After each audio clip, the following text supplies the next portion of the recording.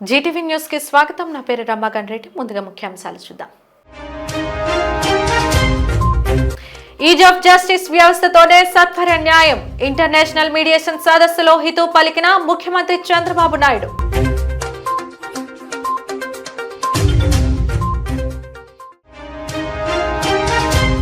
నగరంలో ఘనంగా దామోదరం సంజీవయ్య జాతీయ న్యాయ విశ్వవిద్యాలయం స్నాతకోత్సవ వేడుక. న్యాయ విద్యార్థులకు న్యాయ విద్య పట్టాలు, ఎంఫిల్, డాక్టరేట్ డిగ్రీలు ప్రదానం చేసిన సుప్రీంకోర్టు న్యాయమూర్తులు. కూటమి నేతలపై మాజీ ఎమ్మెల్యే వాసుపల్లి మండిపాటు. రుషికొండ భవన నిర్మాణాన్ని పిచ్చాసుపత్రితో పోల్చిన వారే పిచ్చోళ్లని ఎద్దేవా.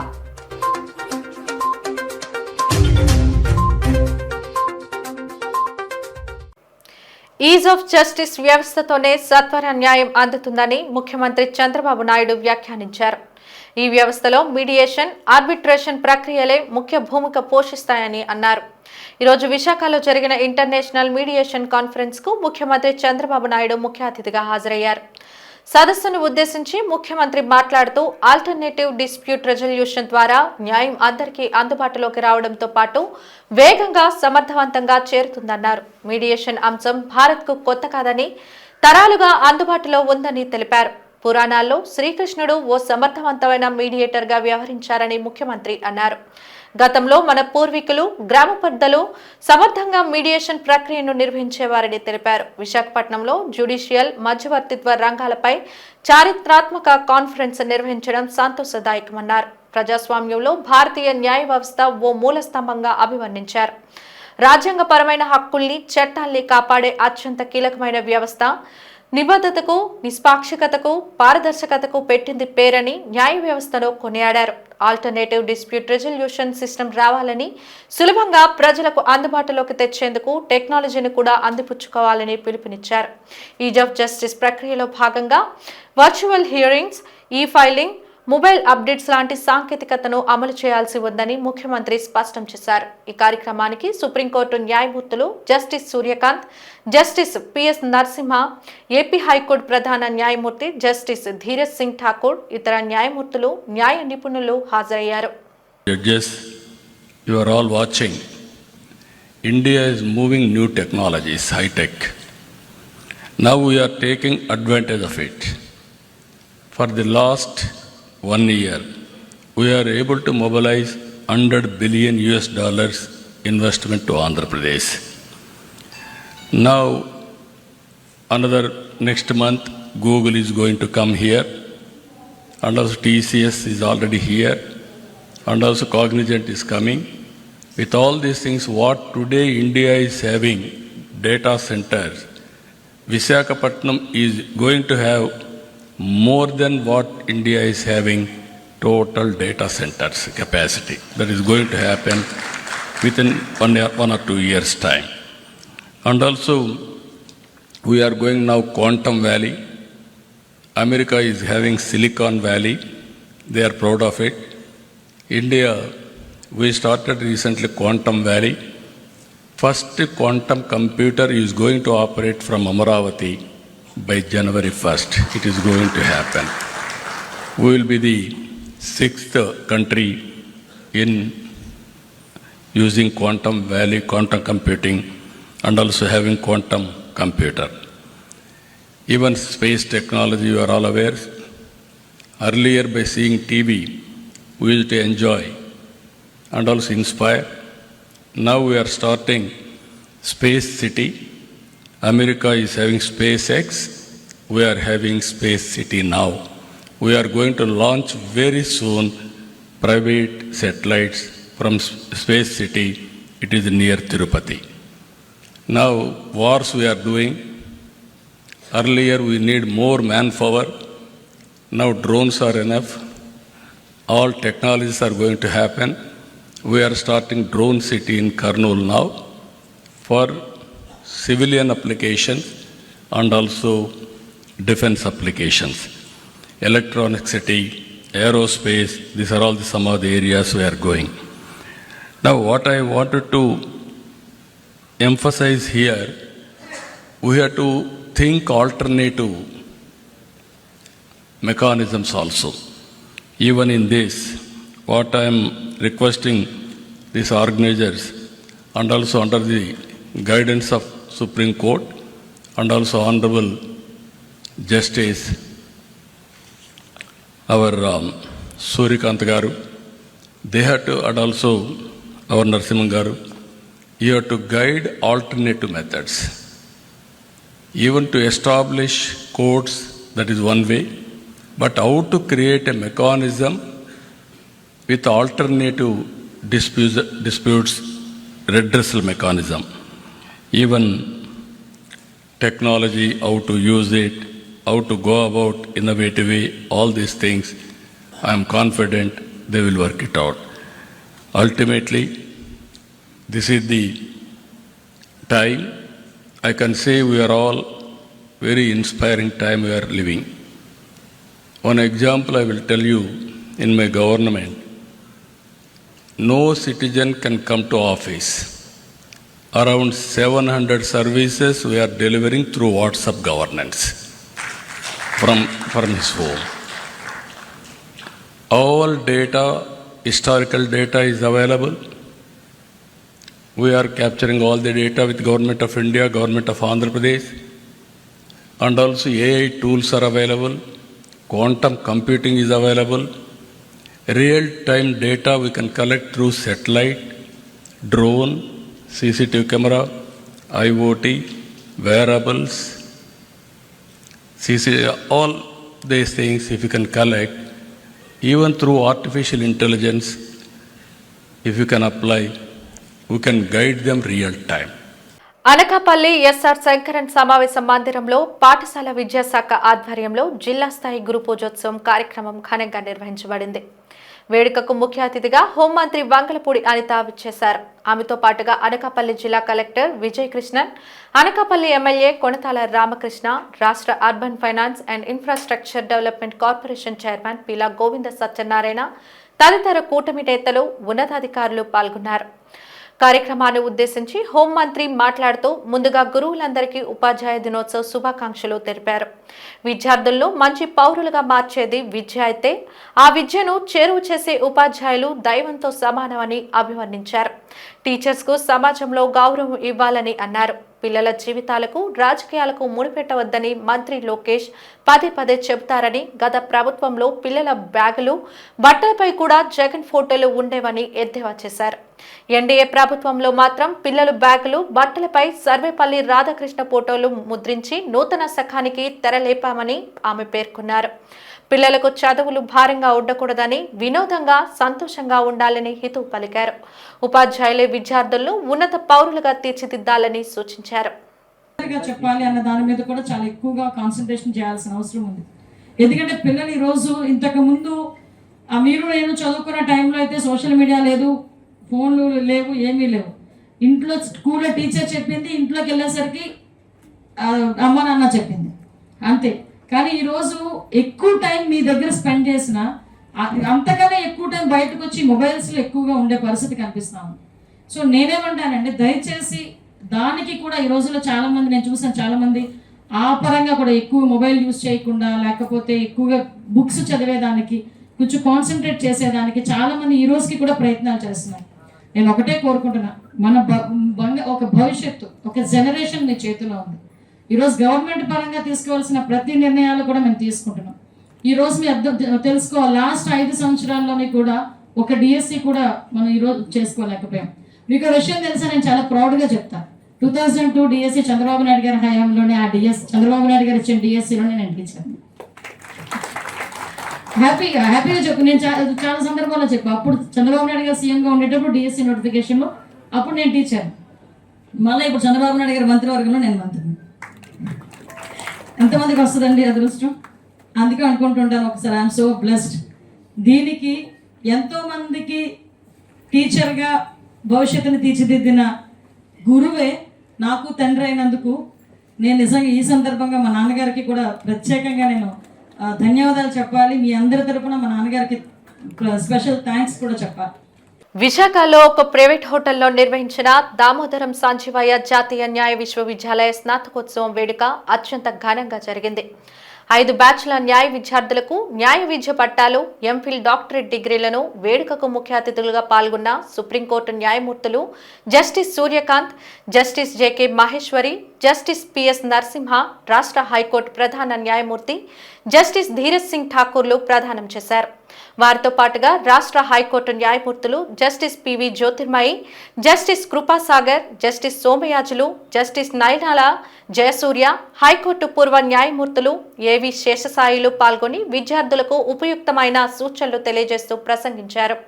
కార్యక్రమంలో న్యాయ విద్యార్థులు, వారి తల్లిదండ్రులు పాల్గొన్నారు.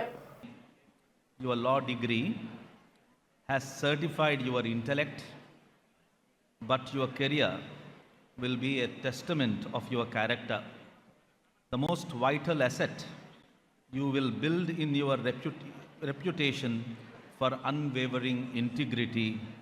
This will be your compass in the most complex and professional dilemmas. I must confess, I envy you. You stand at such a threshold of opportunity that my generation could only dream of. You are graduating at a time when India, a young and vibrant nation, is asserting its place on the global stage. The world looks to us not just for our economic potential, but for our intellectual capacity and our steadfast commitment to the rule of law. There has never been a better time to be a young lawyer, a young advocate in India. The avenues for growth, the complexity of challenge, and the potential for impact are immense. What my generation faced limitations, you face a landscape of boundless possibilities. Embrace this unique advantage with the policy, with confidence and sense of purpose. You have a role to play in building a great country. It is a matter of immense honor and a joy to stand before you today at the combined convocation ceremony 2025 of Damodaram Sanjeev Bhaiya National University, Visakhapatnam. For me, this is an occasion is also deeply personal, as I have had an honor to serving as the Chancellor of the esteemed university in the past. Dear students, today we do not merely confer degrees. In fact, the message is clear. You have preserved, you have grown, you are ready to take the next leap. But before you look ahead, pause and look back to the professors who challenged you, the friends who stood by you, the staff who supported you, and above all, your parents, your first guide, defenders, and teachers. You are now stepping into a profession that is not merely a career, but a calling, a path where each word you speak could uphold a right, and each silence could enable a wrong.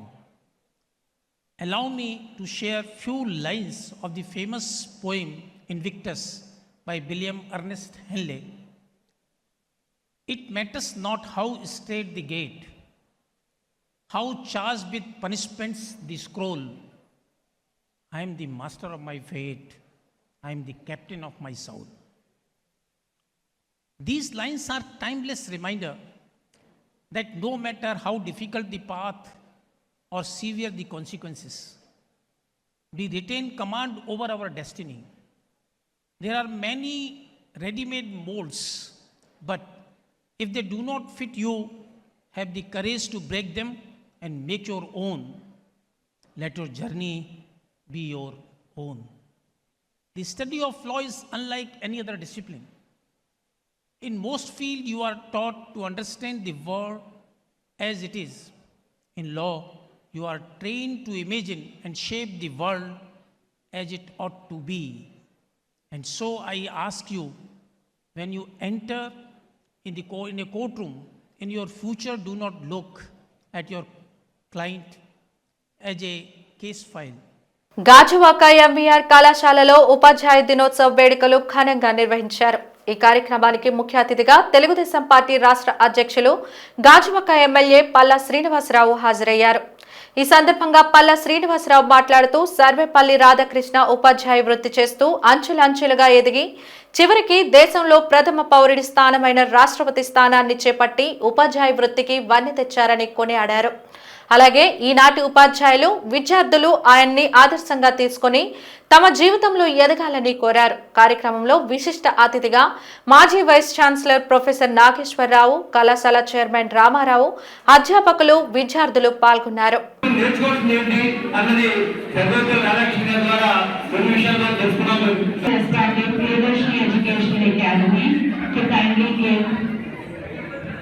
Priyadarshini educational academy ఇన్స్టిట్యూషన్స్లో ముఖ్యంగా మా correspondent గారు అలాగే secretary గారు అటువంటి రామారావు గారు ఆధ్వర్యంలో ఈ ఇన్స్టిట్యూషన్లో మరి టీచర్స్ డే వేడుకలు చేయడం జరిగిందండి. దానికి ముఖ్య అతిథిగా మాజీ వైస్ ఛాన్సలర్ పెద్దలు గవర్నర్ ప్రొఫెసర్ నాగేశ్వర గారు వాళ్ళ శ్రీమతి గారు రావడం జరిగింది. మరి ఈ సందర్భంగా మేము రాష్ట్రంలో ఉన్నటువంటి పిల్లలందరికీ కూడా టీచర్స్ అందరికీ కూడా మేము ఉపాధ్యాయులకు సంబంధించి టీచర్స్ డే శుభాకాంక్షలు తెలియజేస్తున్నామండి. మరి ఇది సర్వేపల్లి రాధాకృష్ణ గారిని ఒక జయంతి సందర్భంగా మరి టీచర్స్ డే జరుపుకుంటారు. అందుకే పిల్లలందరికీ కూడా తెలియజేసేది వారిని టీచర్స్ని ఎప్పుడు కూడా గౌరవం ఇవ్వాలి. తల్లిదండ్రులని ఎంత గౌరవిస్తామో టీచర్స్ని కూడా అంత గౌరవం ఇవ్వాలి. గురు సాంగత్యం చాలా ముఖ్యం. ప్రతి ఒక్కరికి కూడా గురు సాంగత్యం చాలా ఇంపార్టెంట్. ఎందుకంటే జీవితంలో ఏమైనా సాధించాలన్నా సరే మనం ముందుకు వెళ్ళడానికి, ఒక డైరెక్షన్ తెలుసుకోవడానికి, ఒక మార్గాన్ని చూసుకోవడానికి గురువు యొక్క సాంగత్యం చాలా ముఖ్యం. అందుకే దైవ సాంగత్యం కన్నా గురు సాంగత్యం చాలా ముఖ్యం అని చెప్పేసి ఈరోజు చెప్పడం జరిగింది. అలాగే ప్రతి ఒక్కరు కూడా ఈరోజు హ్యాపీనెస్ కంటే ఎత్తుకుంటున్నారు. హ్యాపీనెస్ అనేది ఎప్పుడు కూడా హార్డ్ వర్క్ ఒక బై ప్రోడక్ట్ అని చెప్పడం జరిగింది. సో ఇది చాలా సంతోషంగా ఉంది. ఈ వేడుకలో పాల్గొనడం మాకు సంతోషంగా ఉంది. కానీ ఈ సందర్భంగా అందరికీ కూడా టీచర్స్ డే శుభాకాంక్షలు తెలియజేస్తున్నారు. గాజువాక తెలుగుదేశం పార్టీ కార్యాలయంలో భారత మాజీ రాష్ట్రపతి సర్వేపల్లి రాధాకృష్ణ జయంతిని ఘనంగా నిర్వహించారు. గాజువాక నియోజకవర్గం సమన్వయకర్త ప్రసాదుల శ్రీనివాసరావు కార్యక్రమానికి ముఖ్య అతిథిగా పాల్గొని సర్వేపల్లి రాధాకృష్ణ చిత్రపటానికి పూలమాలలు వేసి కార్యక్రమాన్ని ప్రారంభించారు. ఈ సందర్భంగా ప్రసాదుల శ్రీనివాసరావు మాట్లాడుతూ భారతదేశ చరిత్రలో చిరకాలం స్మరించుకునే నాయకుల్లో ఒకరు సర్వేపల్లి రాధాకృష్ణ అని కొనియాడారు. ఉపాధ్యాయుడిగా జీవితాన్ని ఆరంభించి దేశ రాష్ట్రపతి స్థానం వరకు వెళ్లిన ఏకైక నాయకుడు సర్వేపల్లి రాధాకృష్ణ అని అన్నారు. కార్యక్రమంలో 86వ వార్డు తెలుగుదేశం పార్టీ అధ్యక్షులు నల్లూరి సూర్యనారాయణ, మార్కెటింగ్ డైరెక్టర్ రాంబాబు, నాయకులు విందుల రాజు, వెంకటేశ్వరరావు తదితరులు పాల్గొన్నారు. స్వతంత్ర భారత చరిత్రలో ఉద్యమంలో పాల్గొనడం కాకుండా స్వతంత్ర అనంతరం కూడా ప్రజల తాలూకా పౌర హక్కులు భంగం కలగకుండా తనదైన శైలిలో రాష్ట్రపతిగా అలాగే ఉపరాష్ట్రపతిగా అనేక అద్భుతమైన విధులు నిర్వహించి ఆ మహానుభావుడు స్వర్గస్థులయ్యారు. వారికి గుర్తుగా భారతదేశం వ్యాప్తంగా ఈరోజు గురు పూజ దినోత్సవం జరుపుకున్నారు. గురు బ్రహ్మ గురు సాక్షాత్ పరమేశ్వర్ అన్నట్లు మహానుభావులు మనందరూ ఆదర్శంగా తీసుకొని కోరుకుంటూ గౌరవ శాసనసభ్యులు కూడా ఈ కార్యక్రమంలో పాల్గొన్న ముందుగా వారికి దండేసి నివాళులర్పించవలసిందిగా ప్రతి ఒక్కరిని కోరుతున్నాను. పెందుర్తి మండలం జెరపోతులపాలెం గ్రామం 79/4 సర్వే నెంబర్లో ఓ ఇంటి నిర్మాణం వివాదానికి దారితీసింది. మడక అప్పలరాజు అనే వ్యక్తి తనదంటున్న స్థలంలో ఇంటి నిర్మాణం చేపడితే ఆ స్థలం తనది అంటూ బత్తిన బంగారయ్య అనే వ్యక్తి వచ్చి అడ్డుపడడంతో వారిరువురి మధ్య వాగ్వాదం చోటు చేసుకుంది. దీనిపై అప్పలరాజు మీడియాతో మాట్లాడుతూ గతంలో మేఘాద్రి రిజర్వాయర్ నిర్మాణం సమయంలో రైతులు వారి భూములను కోల్పోయినప్పుడు అప్పటి ప్రభుత్వం లేఅవుట్ వేసి పట్టాలు స్కీమ్లు ఇచ్చిందని, అలా ఇచ్చిన పట్టాను తాను కొనుగోలు చేసి ఇల్లు నిర్మాణం చేపడితే బత్తిన బంగారయ్య వచ్చి తమను ఇబ్బందులకు గురి చేస్తున్నారని ఆవేదన వ్యక్తం చేశారు. మండల తహసీల్దార్ కార్యాలయానికి ఇరువురు వెళ్లి సర్వే చేయించుకొని వారు చెప్పిన వారు ఆ స్థలం తీసుకుందామని పదే చెబుతున్నప్పటికీ బత్తిన బంగారయ్య రావడం లేదని వాపోయారు. అయితే పెందుర్తి పోలీసులకు బంగారయ్య ఇచ్చిన ఫిర్యాదు మేరకు పోలీసులు సంఘటనా స్థలానికి వచ్చి విచారణ చేపట్టారు.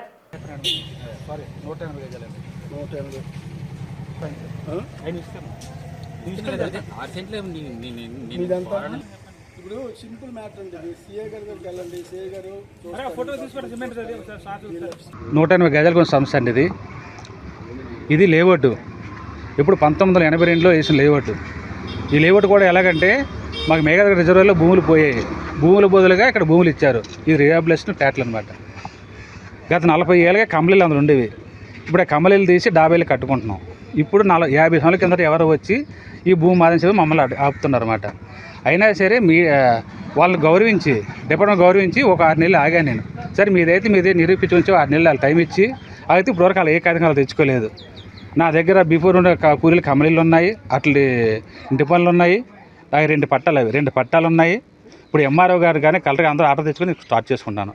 ఇప్పుడు ఏమంటే 10 మంది మేము దళితులమి మమ్మల్ని దాన్ని దౌర్జన్యం కథం ఇప్పుడు నా మీద గొడవకు వస్తున్నారు.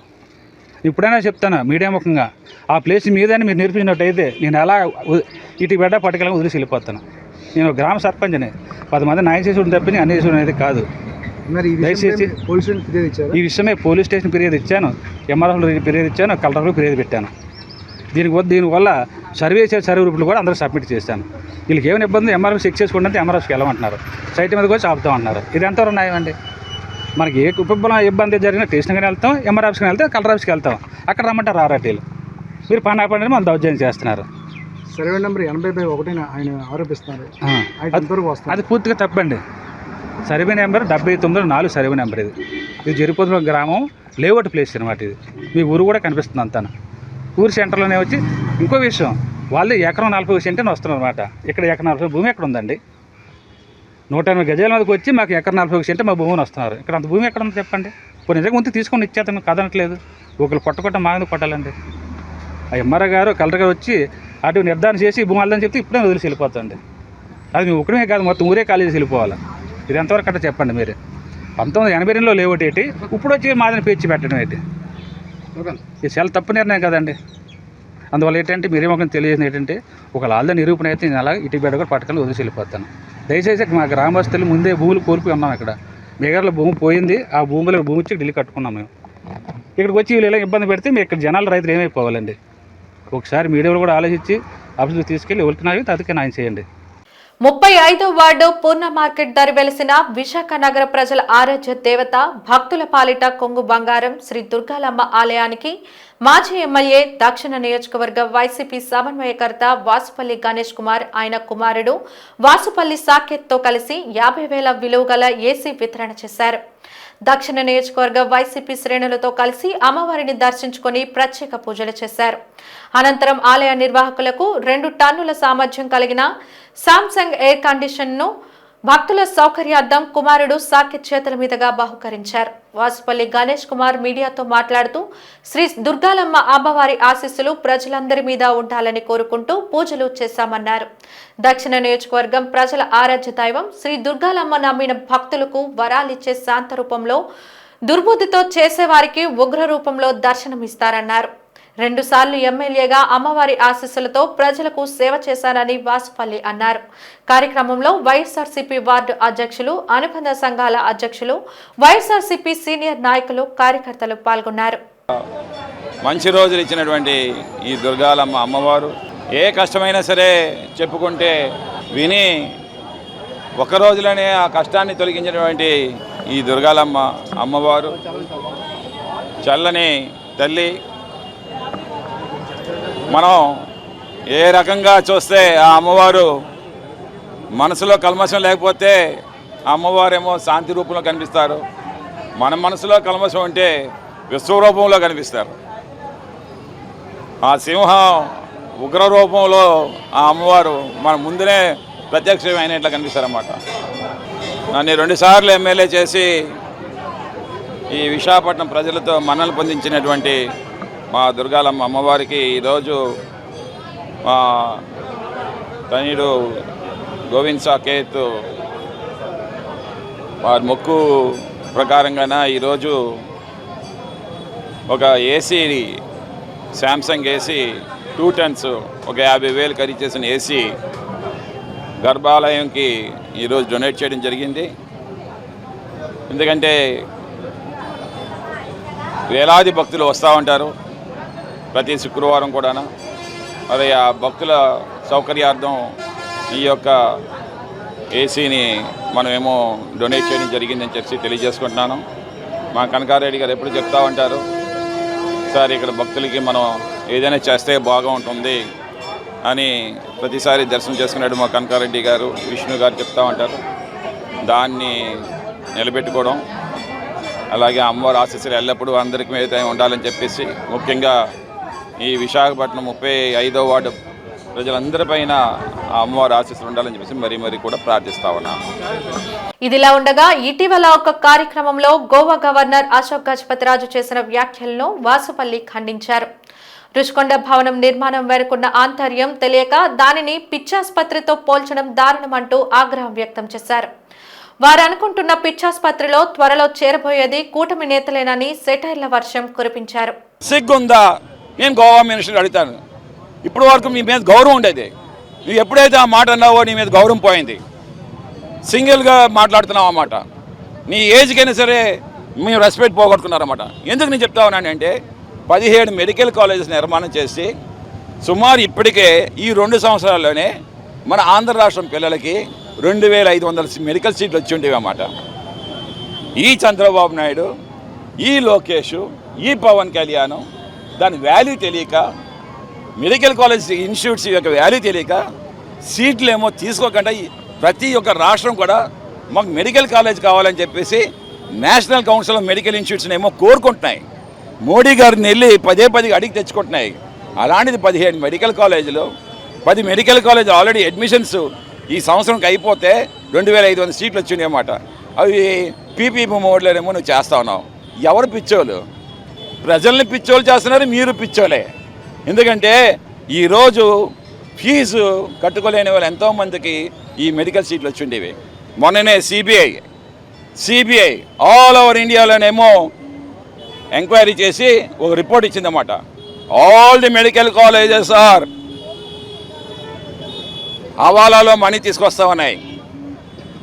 అప్గ్రేడ్ చేసుకోవడం కోసం అని చెప్పేసి హవాలాలో మనీ పెట్టి వాళ్ళు కౌన్సిల్లో నుంచి ఏమో పర్మిషన్ తెచ్చుకుంటున్నారు. ఫేక్ పేషెంట్స్ని చూపిస్తూ ఉన్నారు, గోష్ ఫ్యాకల్టీని పెడతా ఉన్నారు. All medical colleges are corrupted అని చెప్పారన్నమాట. మరి అలాంటిది నువ్వేమో మళ్ళీ పీపీపీ మోడ్లో ప్రైవేట్ మోడ్కి ఎలాగిస్తా ఉన్నావు నువ్వు చంద్రబాబు నాయుడు? నువ్వు దీంట్లో మీ యొక్క హస్తం కూడా ఉంది. ఒక్కొక్క మెడికల్ కాలేజీ మీ ఒక్కొక్క చౌదరికి అందిస్తావు అన్నావు, ఒక్కొక్క మెడికల్ కాలేజీని మీ చౌదరికి అందిస్తున్నావు. మేము చెప్తా ఉన్నాం 2029లో మళ్ళీ జగన్మోహన్ రెడ్డి ముఖ్యమంత్రి అయిన తర్వాత ఈ పీపీపీ మోడ్ క్యాన్సిల్ చేయిస్తాం. ఎవరైతే పెట్టుబడిదారులు పెడతా ఉన్నారో హెచ్చరిస్తున్నాం, మీరు తప్పుకోండి. ఇది government institutes. YS Rajasekhara Reddy గారి కళ ప్రతి జిల్లాలో కూడా ఒక మెడికల్ కాలేజ్ ఉండాలి. మెడికల్ కాలేజ్ ఉంటే అక్కడ ప్రొఫెసర్స్ వస్తారు, అసిస్టెంట్ ప్రొఫెసర్ వస్తారు, వాళ్ళందరూ సేవలు అందిస్తారు ప్రజలకి. అలాగే మెడికోస్ వస్తారు, వాళ్ళందరూ కూడా అక్కడ ఉండే జిల్లా ప్రజలందరూ కూడా సేవలు అందిస్తారు. మెరుగైన సేవలు అందిస్తుంటే ప్రైవేట్ విధానంలో ఉండే వాళ్ళేమో at par with medical colleges ఏమో వాళ్ళ సర్వీసెస్ కూడా అభివృద్ధి చెందుతుంది అని చెప్పేసి ఒక ఆలోచన డాక్టర్ వైఎస్ రాజశేఖర రెడ్డి అయితే జగన్మోహన్ రెడ్డి గారు అందుకే ప్రతి జిల్లాకు మెడికల్ కాలేజ్ పెట్టుకొని వచ్చారు. అసలు 10 మంది ముఖ్యమంత్రులు అవుతే కనీసం 10 మెడికల్ కాలేజ్ తెచ్చి పెట్టుకోలేపారు ఆంధ్రాకి. ఒకే ఒక మగాడు జగన్మోహన్ రెడ్డి గారు 17 మెడికల్ కాలేజీలు పెట్టాడు. ఎవరు గొప్పరా? ఎవరు పిచ్చోడురా? నేను అడుగుతాను, ఎవరు పిచ్చోడురా? మీ మాట్లాడిన మీరు పిచ్చోలా? వేదవల్లారా? మెడికల్ కాలేజ్ తెచ్చుకోలేని సత్తాలేని నా కొడకలారా మీరేమో ఆ మెడికల్ కాలేజ్ ఏమో పీపీ మోడ్లోనేమో ఎవరికో అప్పుడంగా చెప్పేసి పేద విద్యార్థులకు విద్య లేకుండా ఆరోగ్యశ్రీ అడగిస్తారా? ఈరోజు బీమా పథకంలోనేమో ఆరోగ్యశ్రీ చేయిస్తారా? మహారాష్ట్రలోనేమో బీమా పథకంలో ఆరోగ్యశ్రీ ఫెయిల్యూర్ అయిందని చెప్పేసి వాళ్ళు విత్డ్రా చేసుకున్నారు. మరి అదే విధానంలో ఏమో నువ్వేమో ఇక్కడేమో తీసుకుని వద్దాం ఒకటో అంటే నువ్వేమో అప్పనంగా ఎవరైతే ప్రైవేట్ కంపెనీస్ ఉన్నాయో ఈ బీమా పథకాలు వాళ్ళకి డబ్బు చెల్లించుకుంటాం. సంవత్సరం నెలకి 300 కోట్లు అవుతుంది. నెలకు 300 కోట్లు అంటే నెలకు 300 కోట్లు వాళ్ళకి ఇచ్చి దాంట్లో షేర్ నువ్వు తీసుకుంటావు. ఇప్పటికే వాళ్ళు ఏంటంటే ఏ బీమా పథకంలో ఉండే ఆరోగ్యశ్రీలన్నీ కూడా 50 నుండి 80% రిలీజ్ చేస్తున్నారట. మిగతావన్నీ కొరీలేసి పేదవాళ్ళకి అనేక రకాల క్వశ్చన్లు వేసి అనేక ప్రూఫ్లు చూపించమని చెప్పేసి వాళ్ళ ఆరోగ్యశ్రీని అడకెక్కిస్తున్నారన్నమాట. వార్తలు ముగించే ముందు ముఖ్యాంశాలు మరోసారి. ఈజ్ ఆఫ్ జస్టిస్ వ్యవస్థతోనే సత్వర న్యాయం. ఇంటర్నేషనల్ మీడియేషన్ సదస్సులో హితవు పలికిన ముఖ్యమంత్రి చంద్రబాబు నాయుడు.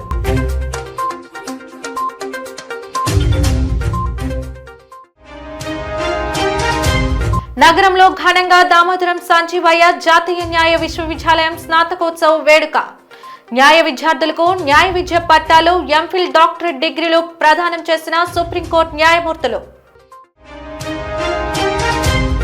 కూటమి నేతలపై మాజీ ఎమ్మెల్యే వాసుపల్లి మండిపాటు. రుషికొండ భవన నిర్మాణాన్ని పిచ్చాసుపత్రితో పోల్చిన వారే పిచ్చోళ్లని ఎద్దేవా.